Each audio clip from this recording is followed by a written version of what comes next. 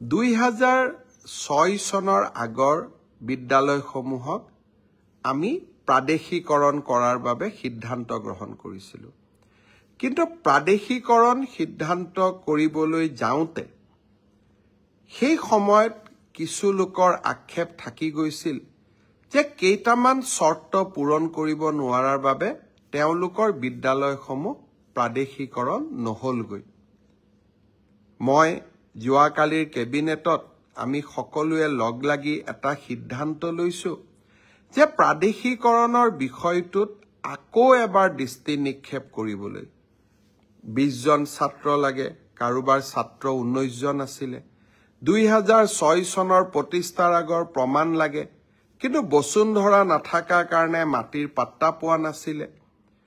কাৰোবাৰ কোৱালিফিকেশ্যনৰ লগত সেই সময়ত তেওঁলোকৰ কোৱালিফিকেশ্যন নাছিলে, পৰৱৰ্তী সময়ত কোৱালিফিকেশ্যন আয়ত্ত কৰিব পাৰিলে।